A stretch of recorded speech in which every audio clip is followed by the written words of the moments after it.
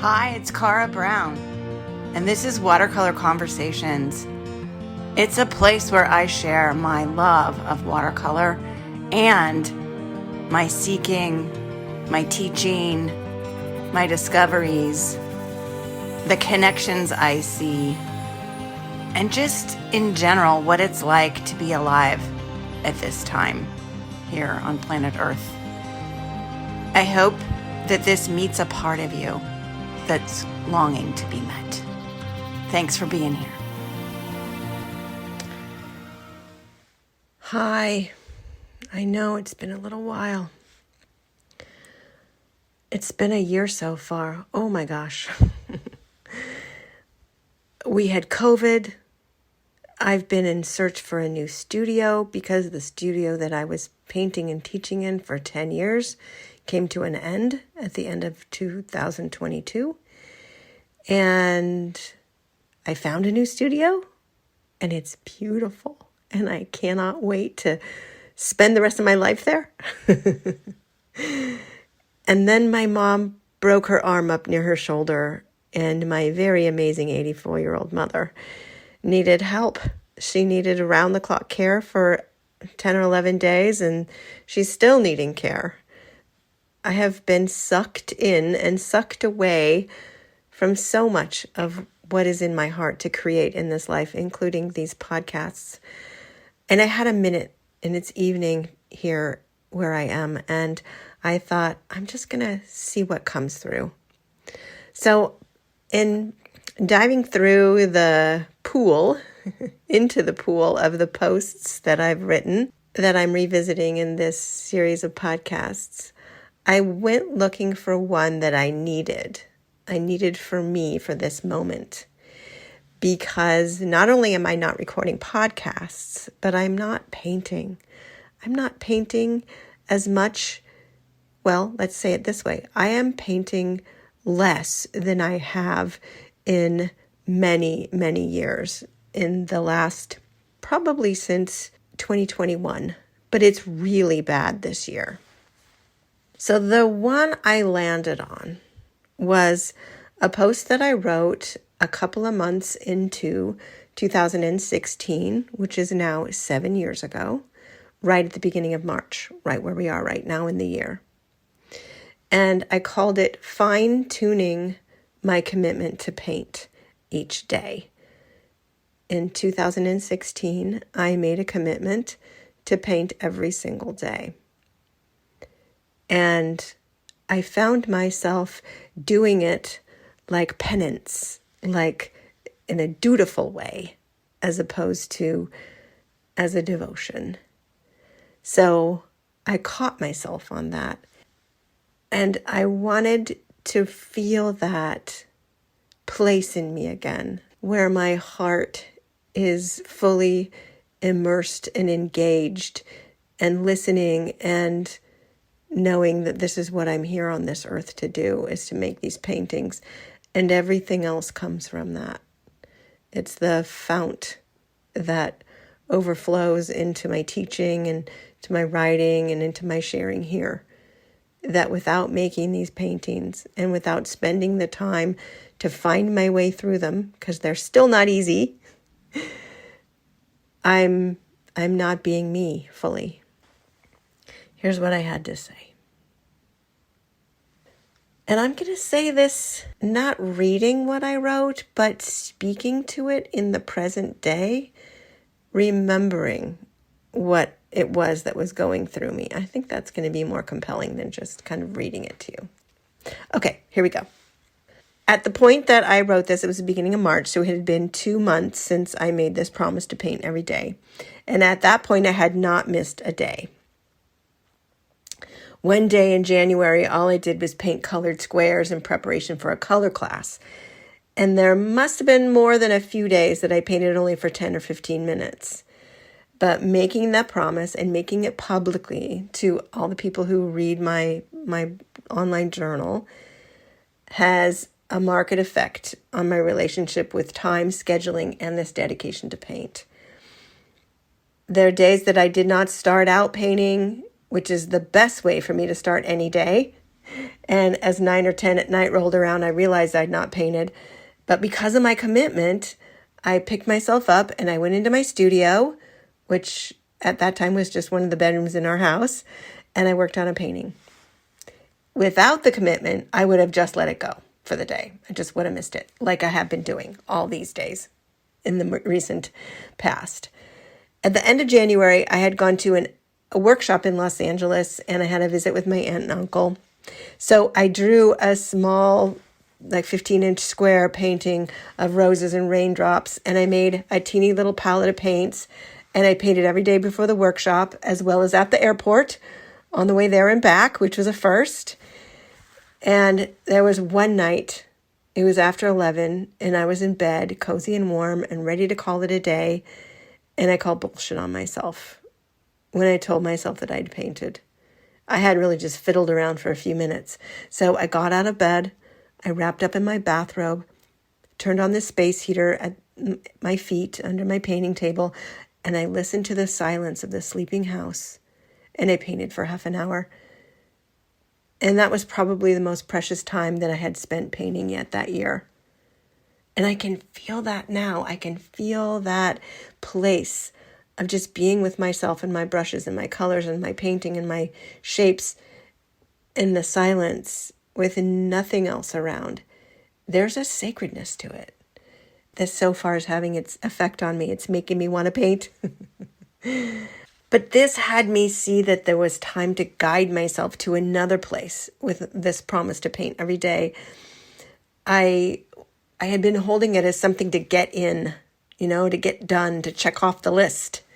Not in the spirit of the meditation that I wanted, the spiritual practice that I wanted it to be. That was the impetus for the promise in the first place.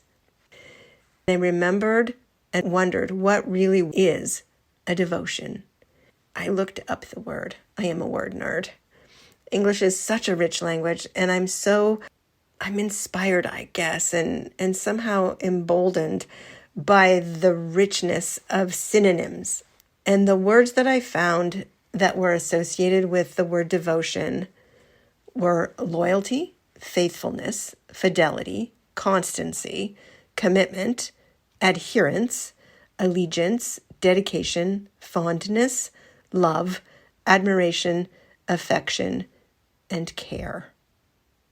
Looking at this group of words, I see two things. There's steadfastness in the words like loyalty and dedication, and then there's also a heart-centeredness in the words fondness, care, love, and affection. A steadfast love. That's what devotion is. So I had been doing the steadfast part, and what I was feeling the lack of and wanting to bring back is my heart, or more of my heart.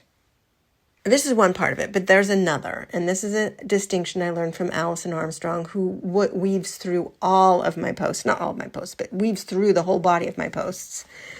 There's a masculine mode, which is intended to produce results, and a feminine mode, which is in the timelessness of the moment, in which we can do anything. I can get ready in the morning, choose my clothes, do my hair and makeup, take my vitamins with the idea that I have to get it all done in as short a time as possible. Efficiency expert front and center. Or I can feel my hands on my face as I put on my moisturizer, look at myself in the eye for a second as I put on my eye makeup, choose clothes that I feel good and lovely in. The part of me, the aspect of me that emerges from my bathroom is a whole different person depending on which mode I'm able to choose. Cooking is another arena that I see this. I can produce food for dinner, or I can lovingly prepare a meal to nourish our bodies. So time is what makes the difference. Either time is limited and I've got to get a move on, or I have all the time in the world. Here's the thing. Time is limited on this earthly plane. We've only so much in a day and in a lifetime. So how do I give myself the experience of getting myself ready, cooking, or painting, really living my whole life in a time-limited universe in such a way that I feel I have all the time in the world? I wrote here that I felt a resistance in me as I realized what this means. This is so me. I need to actually schedule my time and have priorities. That's what I have to do. When I worked in the corporate world and I had a boss and commitments to others, I was very good. Well, a whole lot better anyway, at scheduling and, in quotes, time management.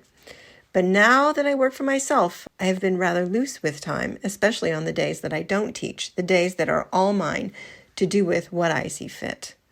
I let myself get pulled away by all kinds of things that are not on my radar. I schedule my appointments and meetings with others, but not my painting time, my marketing time, my email time. It's really time. In order to make my work, my devotion, my prayer, it needs me to protect it from the other things that are crowding it out. Yeah, this is the post I needed for me. And I think about spending time every day looking at how I'm going to spend this day of my life with an actual calendar. The resistance redoubles in me, making it really apparent why I've not been doing it. This part of me needs my attention. I am making the promise to that part of me in front of you now, and I'm remaking it now here in 2023, that I will listen to hear what it has to say, what there is to caution me about, what its fears are, because I am re-knowing now that I must provide containers, pockets of time to get lost in my painting. And I wrote here every day. Am I ready to do that? Am I ready to say every day again here on the 6th of March? This is when I'm recording this. Not just squeezed in. I know that when I do, and I know that when I do now too, that it's much more likely that I can arrive to it with that sense of devotion. In the last little while, a word came to me that is coming up right now as a word that's really important to me. And maybe it wants its own episode here, but my heart is wanting to bring it into this whole idea. And it was actually inspired by our dog and wanting to train him and make sure that he wasn't winning the battle of the wills, because he's a young Labrador retriever and this dog has a huge will. And the word is resolute. And it seems to be applying to a lot of things. And I like this word because it is powerful. It's strong. But somehow in its root is connected to resolve and solve, like as solve a problem. So there's sort of like an answer in resolute, a solution. I want to marry this softness that I felt at the end of this journal entry that I wrote. I want to marry that with this being resolute. There's a wrapping my arm around the part of me that wants to get pulled away, the part of me that wants to take care of everyone else, the part of me that will fold the laundry and do the dishes first before painting, because my environment talks to me, all the things that need to be done. And the part of me that just runs around and doesn't get enough water, which means when I'm not well hydrated, I don't have as much energy. There's come now, you. Let's do this another way. There's paintings in you. And this is what you're here for. So I don't have a neat bow to tie this all up in. But this is what I needed today. And so I thought maybe there might be one or two of you also who needed to hear this message, that there's this dance when we have a creative practice between the world and our practice. And at least for some of us may have it lit in us like a fire that never extinguishes, but some of us struggle, and we're not alone. We have each other. So I look forward to what's next, and I thank you for tuning in. And until next time, take care.